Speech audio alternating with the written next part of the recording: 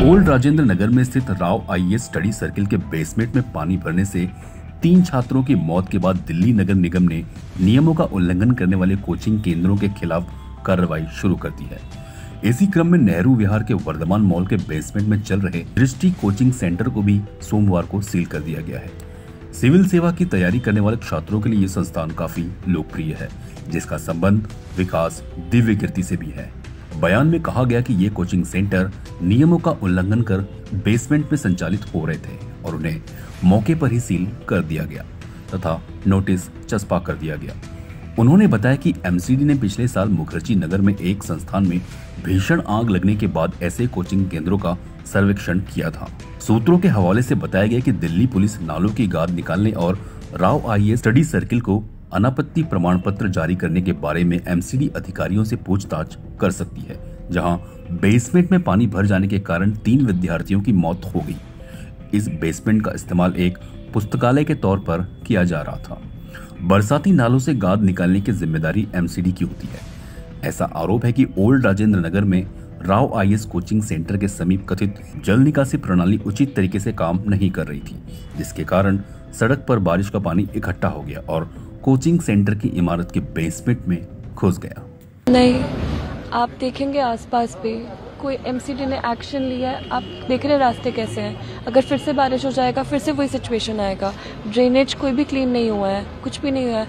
और जो राउस का स्टेटमेंट भी आया है, हमारे हाथ में ही पड़ा इंस्टीट्यूशन का। कोई कॉम्पनसेशन, आप दुखी है, सब लोग दुखी हैं, सब दुखी है, क्यों नहीं कोई दुखी होगा? किसी फैमिली ने अपने बच्चा खोया है, बट आपने कॉम्पनसेशन का कहाँ बात किया है?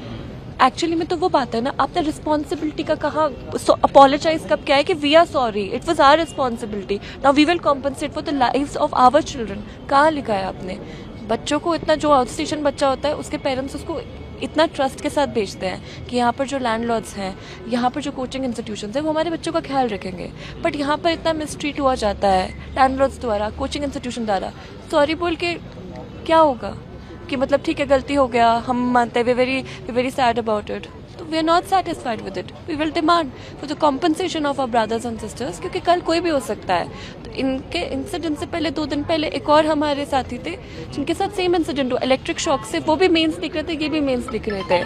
तो उनके साथ ये हो सकता है, किसी के साथ भी हो सकता है ना। हमें चलते हुए अब डर लग रहा है, किसी वायर को टच कर लिया, कल दिन हम होंगे उनमें से। तो इसके अलावा एमसीडी जो ऑफिशियल्स हैं जिनकी जिम्मेदारी बनती है, उन पर भी एक्शन की डिमांड आप लोग? उनको हम बात कर रहे हैं कि हम स्टूडेंट्स हैं, आप लोग हम लोगों से बात करिए। हम लोग यहाँ पर पूरे साल रहते हैं। पॉलिटिशियंस 2 मिनट आते हैं, अपने बाइट देते हैं और चले जाते हैं। हम स्टूडेंट्स हैं, हम पूरे साल रहते हैं। आप हमसे बात करिए। आप बात करने ही नहीं आ रहे हैं, क्यों नहीं आ रहे हैं? आप स्टूडेंट्स का डिमांड तभी जान पाएंगे ना जब आप हमारे बीच में आएंगे। और क्या हम यहाँ के वोटर्स नहीं है क्योंकि हम आउट स्टेशन है इसलिए आप बात करने नहीं आ रहे हैं हमसे? क्या because we are not the vote bank? हम पिछले 2 दिन से यहाँ बैठे हुए हैं, कोई ऑफिशियल हमसे मिलने नहीं एमसीडी का। आप देख सकते हैं हर जगह गंदगी है। अभी मौसम अच्छा हो रहा है, अगर आधे घंटे 1 घंटे की बारिश हो जाए आपको भी हालत दिख जाएगी कितना पानी भर जाता है। यहाँ पे पूरा वाटर लॉगिंग हो जाएगा। हमारी डिमांड हमने लिखा था, उनको डिमांड कल सर डीसीपी साहब को हम शाम से दे चुके हैं कि हमारी डिमांड थी जिन जिन लोग कैजुअलिटीज जो पता चले, जो लोग इंजर्ड थे उनके बारे में पता चले, कहाँ पे किस हॉस्पिटल में एडमिट है, क्या कुछ है, एफआईआर की हमें कॉपी मिले, क्या एक्शन है। अब जो कंडोलेंस लेटर इन्होंने निकाला गया है उसने कुछ नहीं है, सिर्फ वी आर सैड। उन्होंने कुछ अपोलाइज नहीं करा कि हमारी गलती है, एक्सेप्ट नहीं कर रहे वो। दूसरी बात, कोई कंपनसेशन की बात नहीं करी। हमने डिमांड में सब लिखा है कंपनसेशन मिलना चाहिए, मिनिमम 1 करोड़ फॉर कैजुअलिटीज, और जो इंजर्ड उनको 50 लाख तो उनको मिलना चाहिए, राइट है। दूसरा हमने बोला कि सीवेज की दिक्कत यहाँ पे बहुत रहती है, इलेक्ट्रिक वायर्स की। ना ही तो सीवेज का कोई काम कर रहा है एमसीडी, ना ही कोई इलेक्ट्रिक वायर्स पे कोई काम हो रहा है। बेसमेंट में हर जगह लाइब्रेरी है। मान लो आज यहाँ पे हादसा हुआ है, कल किसी और लाइब्रेरी में पाना भर जाए। बारिश तो होगी, मानसून आ रखा है, हर साल आता है, लोग को पता नहीं, हम यहाँ पे रह रहे हैं तो हर बार बारिश में ये दिक्कत होता है। ये बड़ा बाजार रोड का, इसको बड़ा बाजार रोड बोलते हैं यहाँ पे राजेंद्र नगर में।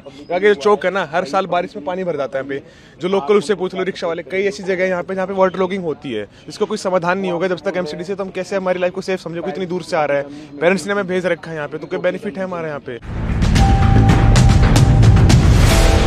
CEN न्यूज, देश प्रदेश की ताजा तरीन खबरों के लिए CEN न्यूज को सब्सक्राइब करें और रहें पल पल की खबर से हर पल बाखबर।